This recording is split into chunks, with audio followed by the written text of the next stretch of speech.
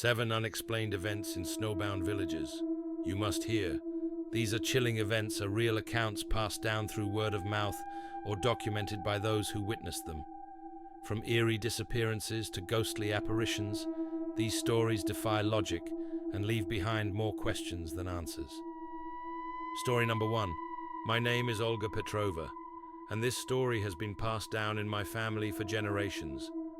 It was told to me by my grandfather, Nikolai Petrov, who heard it firsthand from his father, my great-grandfather Anton. The events took place in the harsh winter of 1898, deep in the Siberian wilderness. My great-grandfather, Anton Petrov, was a merchant traveling with a caravan of traders, hauling sleds packed with goods through treacherous snow-covered forests. They were heading to the remote village of Verkhoturya, hoping to make it there before a particularly bad storm that had been forecast. The caravan split into 2 groups to travel more efficiently. The first group, which included Anton's closest friends, Dmitry Ivanov, Pavel Sidorov, and Ivan Markov, set off an hour ahead to scout a good resting point. Anton and the second group followed behind, expecting to meet them at a clearing they had agreed upon earlier. When Anton's group arrived at the clearing, they were met with a disturbing sight. The sleds from the first group were there, untouched and still fully loaded, their reins neatly tied to nearby trees. Snow was beginning to collect on the supplies, as though they had been left unattended for hours. But there was no sign of Dmitry, Pavel, or Ivan. At first, they assumed the men had gone into the woods to gather firewood or scout for better shelter. However, the unsettling stillness around the clearing suggested otherwise. Then they noticed the footprints, 3 distinct sets leading away from the sleds, heading deeper into the snow-covered forest. Anton and the others decided to follow the tracks, calling out the men's names as they went. Dmitry, Pavel, Ivan. Their voices echoed through the trees, but there was no response. The tracks led them deeper and deeper into the woods, until suddenly they stopped. The footprints didn't lead to anything. They simply ended in the middle of an open snowfield.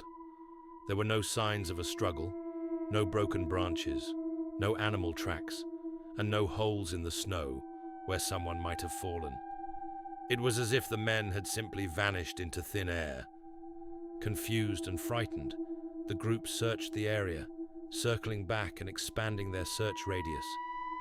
Anton recalled how the forest seemed unnaturally quiet, as though all the wildlife had fled or was watching them from unseen places. The snow began to fall heavier, and night was quickly approaching. They had no choice but to retreat to the nearest village, leaving the sleds behind. When they reached the village, the locals were horrified by their tale. A search party was formed the next morning, and nearly a dozen villagers joined Anton and his group to comb through the forest. For days, they scoured the area, checking every tree, clearing, and crevice, but there was no sign of Dmitry, Pavel, or Ivan. Their sleds remained in the clearing, undisturbed, as though frozen in time. Over the years, the story of their disappearance became a legend. Some believed they had fallen victim to Leshy, the forest spirits of Siberian folklore, who were said to lure travelers away and make them vanish. Others speculated about secret sinkholes hidden beneath the snow or mysterious creatures that preyed on those who dared venture too far into the wilderness. My great-grandfather Anton, however, never subscribed to these theories. He was a practical man and refused to believe in the supernatural, yet he could not explain what he had witnessed. He would often sit by the fire, staring into the flames, and repeat the same phrase to my grandfather. There was nothing at all, and that's what frightens me the most. Even now, more than a century later, the story lingers in my family. Every time I see fresh snow or walk through a silent forest, I think of Dmitry, Pavel, and Ivan, and the footprints that led to nowhere. My grandfather said Anton never stopped wondering what happened to his friends, and sometimes late at night, I find myself wondering too. Story number 2. My name is Sophia Müller, and I grew up in the small mountain town of Zermatt in the Swiss Alps. Life there is quiet and beautiful, but like many old villages, it has its fair share of eerie stories. One that I experienced myself and will never forget is the tale of the phantom bell ringer at St. Gertrude's Chapel. The chapel is perched high on a hill overlooking the town. It hasn't been used for over a century, and no one dares go there after dark. The bell tower is its most iconic feature, but the rope used to ring it has been frayed and frozen for decades, making it impossible to use. That's what everyone believed, at least. As a teenager, I was friends with Lucas Keller, whose grandfather, old Mr. Keller, was a sort of unofficial historian of Zermatt. Mr. Keller would tell us stories about the chapel, insisting that the bell sometimes tolled on stormy nights. He claimed it was a warning, though of what he couldn't say. Most of us dismissed it as a local legend, something he told to scare us. One winter night, Lucas and I decided to test the story. It was one of those nights when the snowstorm was so fierce you could barely see a meter ahead of you. We figured we'd stand outside and prove to ourselves that no bell would ring. Bundled in thick coats and scarves, we hiked to the foot of the hill and stood there in the freezing wind. Just as we were about to call it quits, the bell tolled. Once, twice, 3 times. The deep, resonant sound carried through the storm, unmistakable. Lucas and I froze, staring at each other in disbelief. The chapel was completely dark, and the snow was falling so heavily that no one could have climbed up the hill without us seeing them.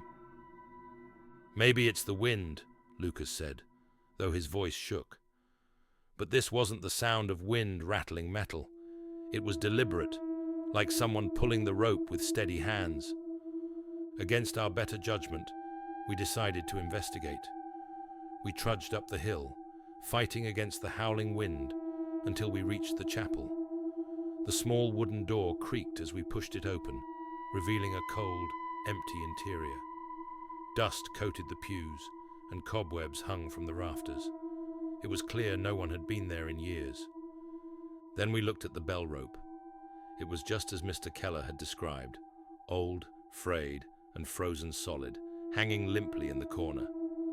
There was no way anyone could have rung that bell, not in its condition, and certainly not during a storm like this. Lucas and I left in a hurry, sliding down the icy hill as fast as we could. When we got back to the village, Lucas told his grandfather what had happened. Mr. Keller didn't seem surprised. He just nodded gravely and said, "It tolls when it wants to, always has." The next morning, we told a few friends, but they didn't believe us. Some thought we were just trying to scare them, while others said it must have been the wind after all. But I know what I heard, and I know no one was in that chapel. The sound of that bell ringing in the middle of the storm still gives me chills to this day. Years later, when I moved away from Zermatt, I did some research on St. Gertrude's Chapel. I found old records that mentioned the bell tolling unexpectedly as far back as the 1700s, often during storms or other ominous weather. Some villagers believed it was a warning of danger, avalanches, floods, or even death. Others thought it was the restless spirit of the old bell ringer, who was said to have died in the chapel after being struck by lightning. I've visited Zermatt a few times since that night, but I've never gone back up to the chapel. I don't need to. The sound of the bell is etched into my memory, a haunting reminder that some mysteries are better left unexplored. Story number 3. My name is Irina Pavlovna, and I grew up in the small Siberian village of Yelen. Winters here are brutal, with snowdrifts so high they bury the lower floors of houses, and temperatures so cold they can freeze water in mid-air. But it wasn't the cold that terrified me the most. It was the shadows. This happened during the winter of 1962, one of the coldest years our village had ever experienced. The river near Yelen had frozen solid, and it was the lifeline for our community. Villagers used it as a pathway to travel between settlements and to fish through the thick ice. I was only 10 years old at the time, But I remember the unease that began to spread after my father, Mikhail, came home one evening looking pale and shaken. He had been down by the river that day, checking the traps he'd set under the ice. When he came home, he was unusually quiet, and my mother asked him what was wrong. At first, he refused to say anything, but after some coaxing, he finally muttered, "There's something in the ice." His voice trembled in a way I'd never heard before. The next day, my older brother Vasily and I decided to investigate. My father had forbidden us from going to the river, but our curiosity got the better of us. When we reached the ice, we saw what had terrified him. Frozen into the surface of the river were dark, shadowy figures. They were human-like, standing upright, their outlines blurred as if they had been trapped in motion. There were men, women, even children. At first, we thought it was some kind of trick, maybe a play of light through the ice or something left by the wind. But as we walked along the frozen surface, we noticed more shadows, spread out across the river. Some were clustered together as if walking in a group, while others stood alone. They weren't footprints or cracks. They were full figures, deep in the ice, and they looked like they were reaching for something. Vasily, who was braver than I was, crouched down to get a closer look. "It's not normal," he said, his voice barely a whisper. "They're too perfect." We debated going back to tell my father, but fear kept us silent. We didn't want to get into trouble, and a part of me hoped that if we ignored it, it would go away. But it didn't go away. Over the next few days, the shadows became the talk of the village. More people saw them, and the fear spread. Some claimed the figures moved slightly from day to day, while others said they'd seen faces staring up from the ice. My mother warned us not to go near the river, saying it was cursed. The elders began to pray, asking for protection from whatever was haunting us. As the winter dragged on, the shadows seemed to multiply. Then, one night, a snowstorm swept through the village, blanketing everything in white. When it cleared, the shadows were gone. The ice looked smooth and untouched, as if they had never been there. The villagers avoided the river for weeks, and when spring came and the ice began to thaw, no one dared go near it. Even now, decades later, no one knows what caused those shadows. Some say they were spirits of the dead, trapped in the ice. Others believe it was a natural phenomenon that we simply didn't understand. My father never spoke of it again, and Vasily and I never returned to that spot. But I'll never forget the feeling of standing on that frozen river, staring down at those shadowy figures and wondering, were they watching us too? Story 4. My name is Sven Larsen, and I've spent my entire life in Tromsø, Norway. It's a beautiful place, surrounded by icy fjords and towering mountains, and we're blessed with the northern lights, those stunning green and purple ribbons that dance across the sky. But one winter, those lights became something far more sinister. It was February 1987, and the aurora borealis that night was unlike anything anyone in the village had ever seen. The lights were unnaturally bright, so vivid they lit up the snow-covered ground as if it were daylight. The colors weren't just green and purple. There were blues, yellows, and even flashes of red. My sister Ingrid and I stood outside with our parents, marveling at the sight. It was mesmerizing, almost hypnotic, but there was something about it that felt wrong. The next morning, people in the village began to fall ill.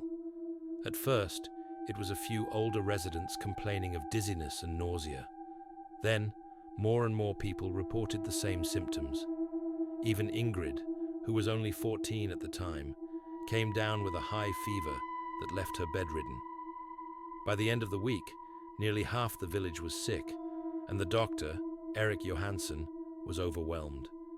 He couldn't find a cause. It wasn't the flu, nor was it any other illness he recognized. My parents were terrified. They kept Ingrid and me indoors, away from anyone who might be contagious. But even inside, I couldn't shake the feeling that something was watching us. At night, I'd look out the window and see faint glimmers of the aurora, even when the sky should have been pitch black. It felt as though the lights had stayed behind, lingering over the village. The elders in the village began to whisper about the aurora's curse. They said the lights had come to take something from us. Some claimed to hear strange hums or whispers in the air whenever the aurora appeared, though I never heard it myself. Others believed the illness was a punishment for disrespecting the land, though no one could agree on what we'd done wrong. Weeks passed, and slowly the sickness began to fade. Ingrid recovered, though she was weak for months afterward, but the fear never truly left us. The night sky, once a source of wonder, became something to avoid. My father, who loved the outdoors, refused to go outside after dark, muttering under his breath about not tempting fate. Years later, I tried to research what had happened. Scientists have studied the effects of solar storms on health, and while they've found evidence of disturbances to the Earth's magnetic field, nothing they've documented matches what we experienced. To this day, no one can explain why half the village fell ill after that brilliant aurora, or why the lights seemed to stay with us, dimly glowing even on nights when they shouldn't have been visible. Whenever I see the northern lights now, I can't help but think of that winter. What was once a source of beauty and pride for our village now feels like a warning. I no longer look up at the sky with awe. Instead, I glance nervously, wondering if those lights will return and what they might take from us next time. Story number 5. My name is Liam Harper, and in 2015, I worked as a guide near Glacier Bay in Alaska. It was a job I loved, leading groups through the frozen wilderness, sharing stories about the land and its history. But one night, something happened that I still can't explain. Something that makes me question everything I thought I knew about the glacier. It was early March, and I was leading a small group of adventurers on a week-long trek through the area. We had set up camp near the glacier, nestled in a sheltered spot to protect ourselves from the biting wind. It was the kind of cold that cuts through even the thickest clothing, but the clear night sky made the discomfort worthwhile. The stars were brilliant, and the northern lights flickered faintly above us. Around midnight, I woke up to a sound. At first, I thought it was the wind whistling through the ice, but as I listened more closely, I realized it wasn't the wind at all. It was music.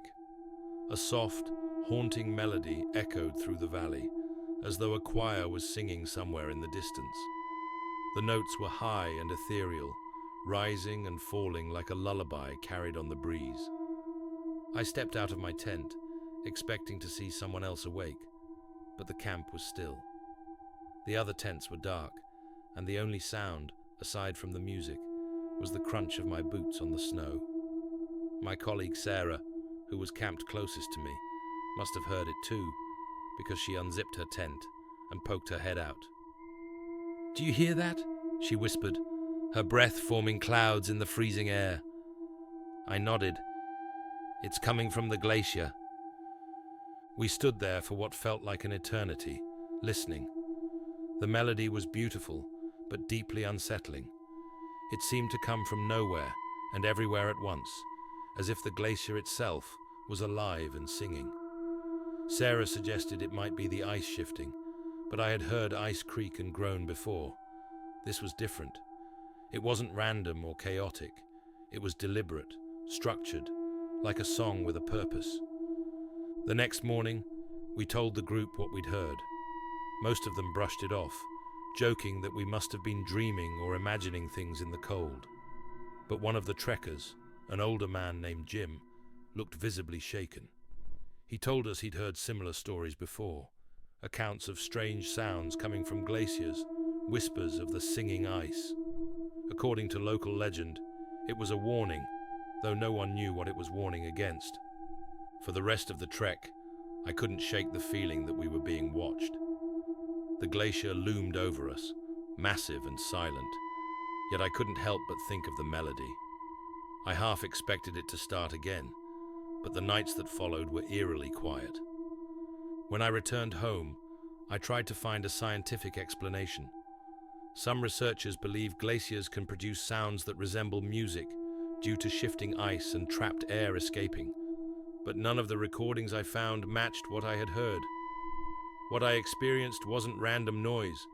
It was a song, beautiful and haunting, as if something ancient was trying to communicate. Even now, I think about that night whenever I see a glacier. Was it just ice and wind playing tricks on my mind? Or was there something more?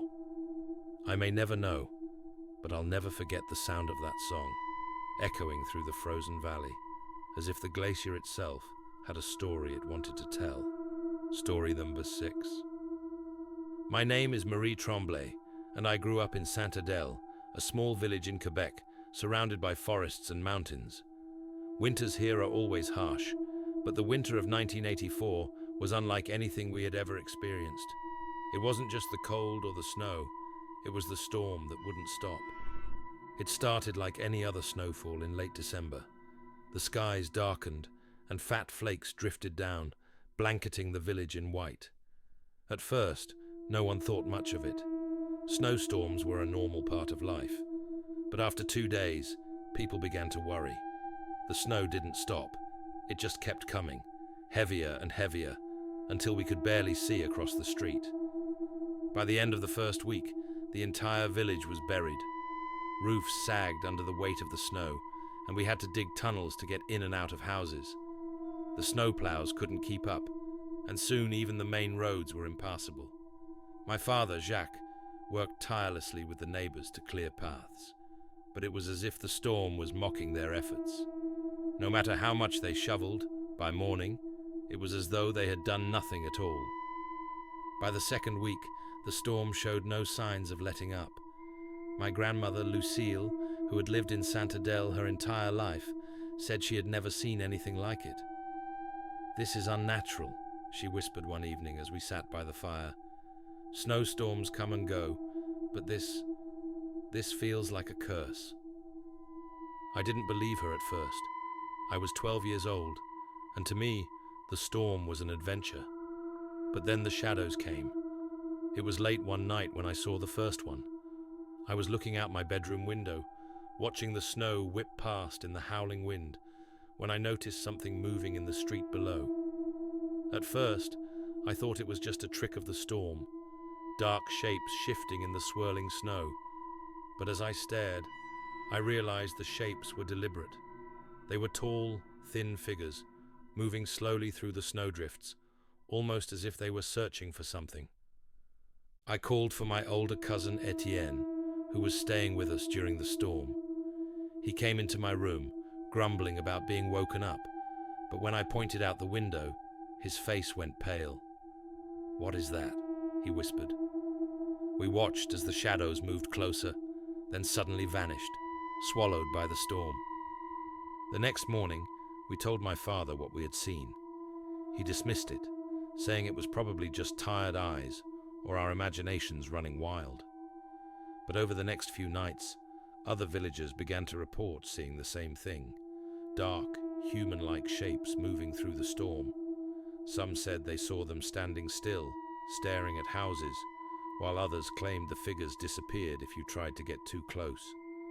The storm raged on for 37 days. By the time it finally stopped in early February, the village was unrecognizable. Snowbanks towered over houses, and the forest around us was buried so deep that only the tops of the tallest trees peeked through. People tried to move on, but the strange events of that winter lingered in our minds. To this day, no one knows what caused the storm. Meteorologists called it an anomaly, a perfect collision of weather systems that trapped the village in an unrelenting snow cycle. But the elders in the village believed something else. My grandmother insisted it was a punishment, though she never said for what. As for the shadows, I'll never forget what I saw that night. Were they just tricks of light and snow? Or was there something in the storm, something watching us, waiting for us to make a mistake? I don't know, and maybe I don't want to. But every winter, when the snow begins to fall, I can't help but glance at the windows and wonder, will they come back? Story 7. My name is Johan Eriksson, and I've lived my entire life in Dalarna, Sweden. Winters here are long and harsh, but they bring a certain beauty too. Snow-covered forests, frozen lakes, and the stillness that only comes with the cold. But one winter morning in 2009, I woke up to something in the snow that I still can't explain. I lived in a small cabin on the outskirts of the village, surrounded by dense pine forests. That morning, I stepped outside to gather firewood, and that's when I saw them. Perfectly carved symbols in the snow, spread out across the clearing in front of my house. They weren't footprints or animal tracks. They were geometric shapes, like runes or ancient glyphs, etched with precision. There were circles, intersecting lines, and what looked like spirals, all connected by straight paths that formed an intricate pattern. I stood there for a moment, trying to process what I was looking at. The snow had fallen heavily the night before, so whatever created these symbols must have done it during the early hours of the morning. I walked closer, studying the shapes. They were too perfect to have been made by hand, at least not by someone trudging through the snow. There were no footprints leading to or away from the symbols, no sign of tools or disturbances in the surrounding area. It was as if they had appeared out of nowhere. My neighbor, Eric, lived about a kilometer away, so I decided to show him. When I arrived at his cabin, he looked at me like I'd lost my mind, but I convinced him to come back with me. When he saw the symbols, his expression changed. "What is this?" he muttered, kneeling down to touch the snow. Who could have done this? We spent hours trying to figure it out. Eric suggested it might be a prank, someone using ropes or poles to carve the shapes, but the lack of tracks made that impossible. The symbols were large, some spanning several meters, and yet the snow around them was untouched, as if whatever created them hadn't needed to walk or move through the snow. By midday, other villagers came to see the symbols. Some took photos, others muttered prayers. An older man named Lars, who was known for his knowledge of local folklore, said they resembled ancient Nordic runes, though he couldn't translate them. "It's a message," he said, shaking his head, "but not one meant for us." As the day went on, a strange tension settled over the village. People began to speculate. Some thought it was the work of the spirits that guarded the forest, while others whispered about extraterrestrial visitors. I didn't know what to think, but I couldn't shake the feeling that we were being watched. That night, the wind picked up, and another heavy snowfall began. By morning, the symbols were gone, buried beneath a thick layer of snow. It was almost as if they had never been there at all. Eric and I talked about it for weeks afterward, trying to make sense of what we had seen, but we never found an explanation. I kept the photos I took that day, and sometimes I look at them, hoping to find a detail I missed. But the truth is, I don't know how or why those symbols appeared. Were they a warning, a message, or something else entirely? I may never know, but every winter, when the snow blankets the ground, I can't help but wonder if they'll return. If you enjoyed 7 unexplained events in snowbound villages you must hear, don't forget to like, subscribe, and hit the bell icon so you never miss more fascinating and eerie stories from around the world. Until next time, stay curious and stay safe.